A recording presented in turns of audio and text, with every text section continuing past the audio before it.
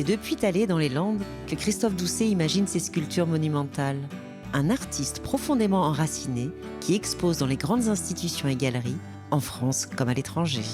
Je crois que j'étais attiré par la sculpture, surtout dans son dimension volume. Moi, j'aime bien le rapport au corps, quoi, la dimension. C'est-à-dire quand on est sur un énorme bout de bois, on a une sorte d'émotion physique. On sent la puissance du matériau, c'est ça qui me plaît, c'est ce que j'essaye de sentir et de donner à voir.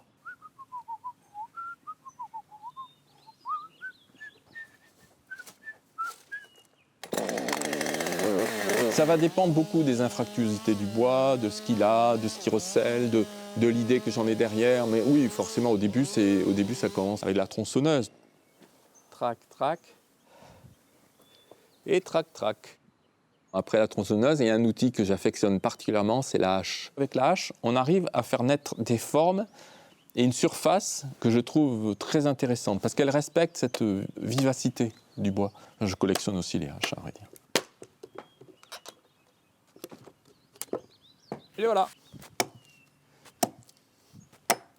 Souvent, quand je travaille, je me sers de ces nœuds. Vous voyez, ce nœud, c'est comme s'il y avait la naissance d'un museau ou de quelque chose. Tout se passe comme si l'animal existait déjà dans le bois, comme si la forme était déjà présente dans le matériau.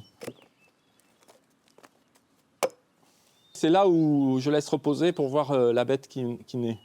Il y a l'idée, une sorte de vache, là. Là, je ne sais pas encore. Mais en fait, les cornes vont être uniques. Je suis même surpris par certaines de mes sculptures. C'est curieux, mais ça me dépasse un peu, j'aimerais dire. Parce que certains amis me disent, mais c'est bizarre parce que tu es un grand amateur d'art conceptuel et d'art minimal et pourtant tu fais quelque chose qui est totalement à l'opposé. Ben oui.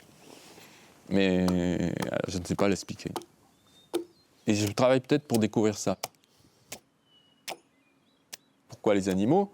Quand je mets un masque, je suis un homme et je me recouvre d'un animal, donc je deviens animal. Et ce masque est en bois, donc je deviens aussi végétal. C'est une façon, peut-être, le masque de repénétrer à l'intérieur du règne animal. Un des derniers dont je suis assez fier, c'est celui-là, c'est un masque Bakongo. Et alors c'est le masque oreille, c'est celui qui a des grandes oreilles et qui écoute. Celui-là, il est plus drôle, c'est un masque castor.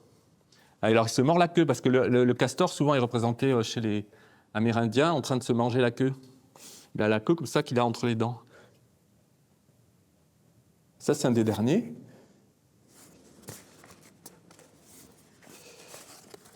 Tu vas voir, petit lapin, tu vas aller voir la capitale.